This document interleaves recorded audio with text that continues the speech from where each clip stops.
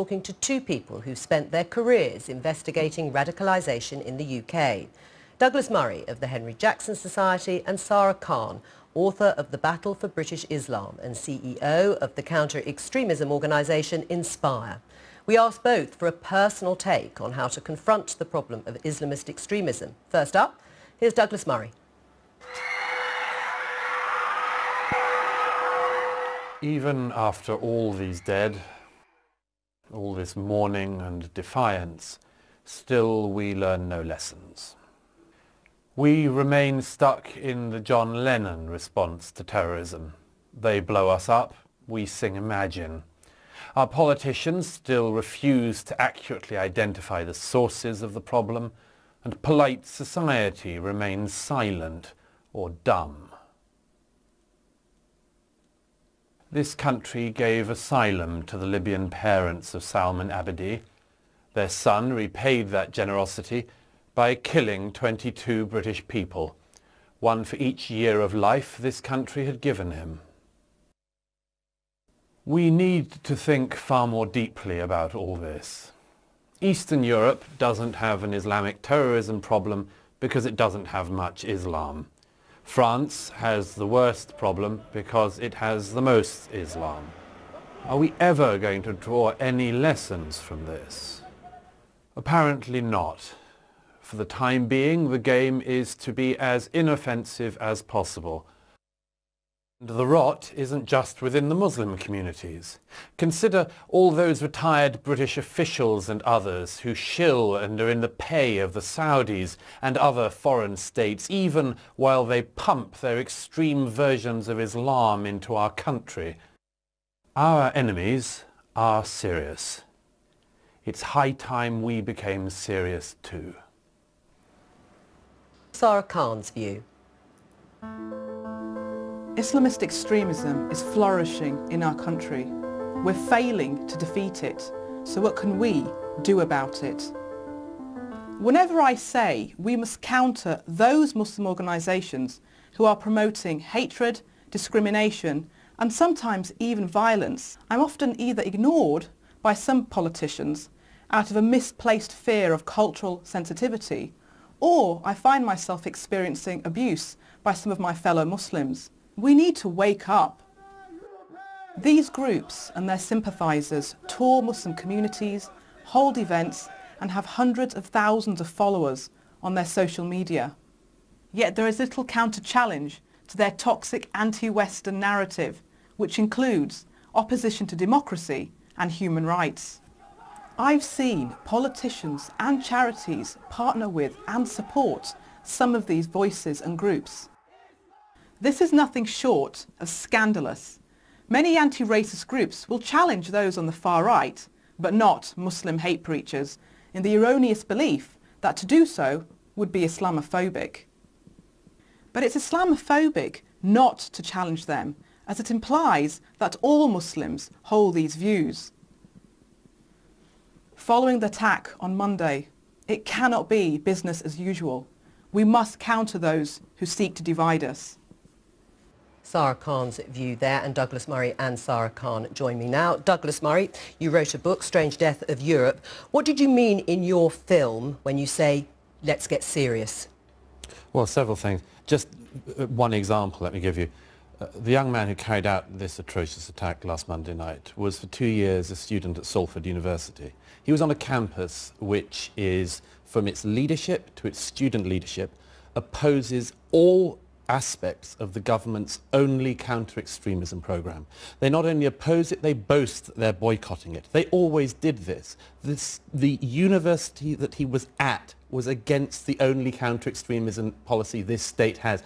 This Talking is just about one. Prevent, yes, yes. This is just one example of a much bigger problem. What are you suggesting, though? Shut down the university, force them to change their policies? I think that a university which, in the case of Salford, for instance, encourages students to report racist attacks, which is quite right, but discourages them from reporting any Islamic extremism is a serious problem, because after all, if you spend years telling people not to report Islamic extremism and then discover that you've produced a suicide bomber in Manchester, I think you should be held accountable. Sarah Khan, what do you say to that? I think it's quite clear through my own experience that there have been politicians who have undermined Prevent. There have been community organisations. Indeed, there have been Islamist groups in this country that have been at the forefront of undermining and countering Prevent, but also a wider counter-extremism measures.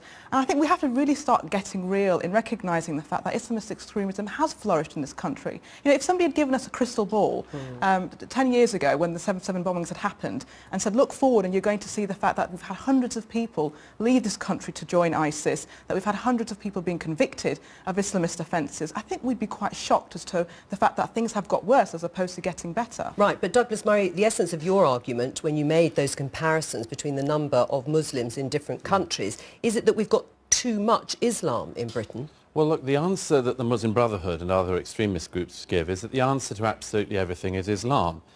I think less Islam in general is obviously a good thing. Really? Because the Islamic world, let me finish, the Islamic world is in the middle of a very serious problem, and it has been going on since the beginnings. And I think that it is not worth continuing to risk our own security simply in order to try to be politically correct. Would you support that sort of move? No, I mean, I would disagree with Douglas on that and say, look, nobody is going to deny that since the end of the 20th century, you know, there's been a rise in Islamist extreme terror organisations. But the fact of the matter is what's really happening now, that yes, there is a crisis within contemporary Islam, but there's a clash at the moment. There's competing claims of what the faith stands for. So yes, while we're seeing Islamist terrorist organisations, at the same time there are leading religious theologians who are saying to Muslims that, for example, that the concept of a caliphate is utterly outdated and that Muslims should be embracing the Universal Declaration of Human Rights and adopting a human rights culture. If I may just pick up on that very quickly, I entirely agree with her on that. There are obviously people trying to counter this. However, I would urge us to take the long view. In the history of Islam,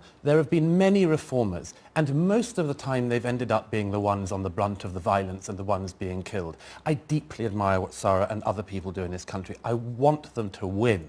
But the evidence out there is that they are not only a minority, but the most beleaguered minority. Take a poll that was taken last year in this country. It found that 2/3 of British Muslims said they would not report a family member they found to be involved in extremism to the police. I mean, really, this is a very serious problem. But the measures you're proposing, of course, are far more draconian because, as you say, you don't think they can win the majority. No, I'm saying I wish that they could. I hope they could. We should do everything we can to support people like Sarah, but we should also recognise that the scale of the problem out there is beyond our current understanding. How do you counter, Sarah, radicalisation that can happen on a university campus, or it can happen online? The discussion we had with Ben Wallace, the security minister, about the amount of material that is out there.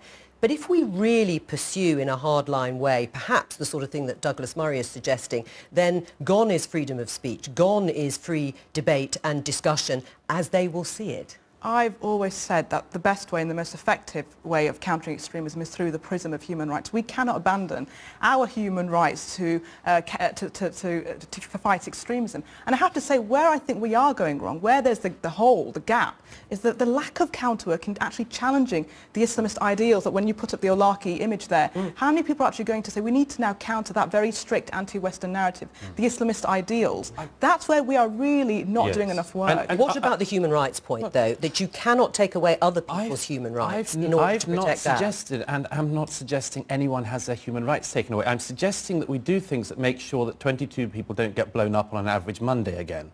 Okay? The idea that it is against human rights to, for instance, ask people simply to be opposed to people who wish to blow up our daughters in a pop venue on a Monday night, that isn't restricting human rights. It's not restricting human rights to say that if you're taking government money and you're an institution like Salford University, you should be held responsible for not cooperating with the standard security measures. I don't disagree with that, but I'm saying you can challenge extremism without having to abandon human rights. And in my organisation, there's a lot of work going into Muslim communities, working with teachers, where we're saying we've got to actually counter the Islamist narrative. We are not doing enough of that. So it's not about, this is not about actually closing down free speech. This is actually encouraging more of it to say, and that this is the most effective way of countering the Islamist narrative. So why isn't it doing better? Why isn't it reaching and spreading in the communities themselves? There's a number of reasons. One of them is the fact that there's a denial taking place, there's lots of apologetics taking place, and part of it is also the way we talk about Muslims in this country. We use this term Muslim communities as if they're a homogenous monolithic trend. The fact is that there's a very positive trend,